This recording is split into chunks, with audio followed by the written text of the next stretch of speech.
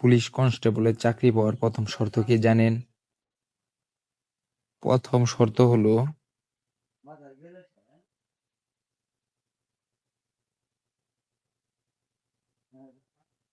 সঠিকভাবে আবেদন করা।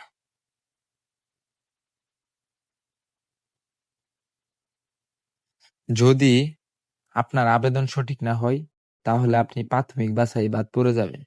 আর প্রাথমিক বাছাই বাদ পড়ে গেলে যত কঠোর প্রস্তুতি থাক, আপনি মাঠ কার্যক্রমে উপস্থিত হতে পারবেন না। তাহলে সবচেয়ে গুরুত্ব দিতে হবে আবেদন করতে যে বিষয়টা। তাহলে আবেদন করার ক্ষেত্রে যে বিষয়টি খেয়াল করতে হবে যে আবেদন করার ক্ষেত্রে যে সঠিক উচ্চতা এবং সেই অনুযায়ী ওজন দেওয়া। অর্থাৎ আপনার উচ্চতা হচ্ছে 5 ফুট 6, ওজন দিয়ে রাখছেন 70-এর উপরে, তাহলে হয়তো ওজন বেশি হওয়ার জন্য আপনি বাদ পড়ে যাবেন। আপনার উচ্চতা হচ্ছে 5 ফুট 8, ওজন দিয়ে দিয়েছেন 50 কেজি, তাহলে আপনি প্রাথমিক বাছাই বাদ পড়ে যাবেন। তাহলে এই বিষয়গুলো আপনার বিএমআই হিসাব করে উচ্চতা অনুযায়ী ওজন দিতে হবে। আবার ওজন অনুযায়ী উচ্চতাও যাতেই হয় আশা করি দিতে হবে, এটা বুঝতে পারছেন। তারপর এসএসসি পরীক্ষায় জিপিএ ঠিক থাকতে হবে। যার যত জিপিএ বেশি হবে সে প্রাধান্য বেশি পাবে, এটাই স্বাভাবিক। আবেদন সকল তথ্য সঠিক দিতে হবে। তাহলে এই বিষয়গুলা খেয়াল রাখতে হবে।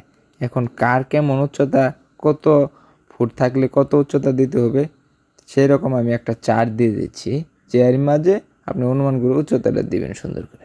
তাহলেই আপনার আবেদন সঠিক হবে এবং প্রাথমিক বাছাই আপনি টিকবেন, SMS আপনার অ্যাডমিট আসবে, তাহলে আপনি মাঠে চাইতে পারবেন। উপরে ছবিতে দেখতেই পাচ্ছেন যে উচ্চতা অনুযায়ী পুরুষ এবং নারী উভয়ই যে কত উচ্চতায় কত কেজি ওজন দিলে সেটা বিএমআই হিসাব ঠিক হবে, মিলবে, সে দেওয়া আছে, সে অনুযায়ী দেওয়া আছে। আপনারা যখন আবেদন করবেন অবশ্যই এখানে দেখে দিবেন। এই যে সাইড দিয়ে দেখতেছেন যেমন 5 ফুট 6 ইঞ্চির 56 কেজি থেকে 70 কেজি, এটা পুরুষের। অর্থাৎ সর্বনিম্ন 56 এবং সর্বোচ্চ 70 এর ভিতরেই দিতে হবে।